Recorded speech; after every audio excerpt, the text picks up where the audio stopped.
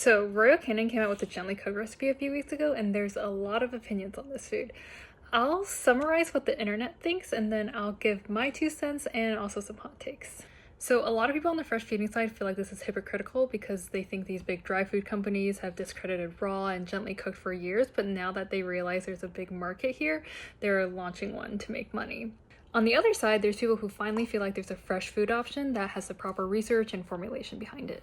So here's what I think. It's actually a good thing that these bigger companies are investing in fresher, less processed foods. Royal Canin's parent company Mars actually bought Nom Nom a few years ago, and it looks like Nom Nom's facility is actually the one making Royal Canin's food.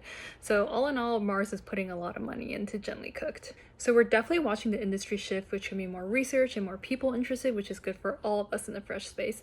And if this gets more people feeding less processed food, then that's also good. All right, now the food itself. It's definitely carbohydrate heavy, which is pretty common in gently cooked. Cooking food is really expensive, so you need to save on the ingredient costs, especially if you come from dry food where you're just used to those higher margins. So the carbohydrate percentage of this is around 14%, which might not seem like much, but it's actually twice that of the protein, which is around 6.5%.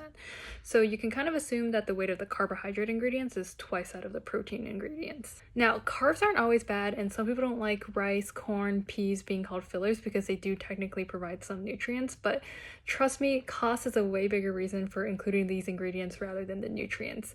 They're mostly there for inexpensive calories, and any nutrient gaps can be easily filled with synthetic supplements. Speaking of nutrients, I didn't find a full analysis on the page, but I'm pretty sure it's going to meet all the requirements.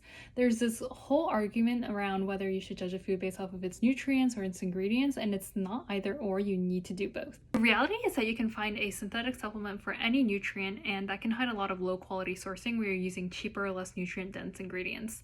For example, if you used liver, you wouldn't need to add vitamin A, and if you use a good amount of lean, red meat, or muscular organs, you don't need to add iron. I will say here in the fresh feeding world, we are guilty of over-focusing on ingredients, whole foods, having a nice label, and saying all synthetics are bad.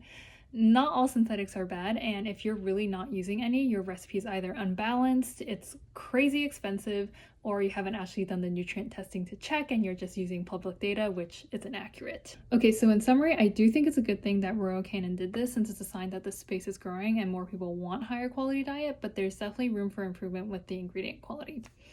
Okay, thanks for coming to my TED Talk.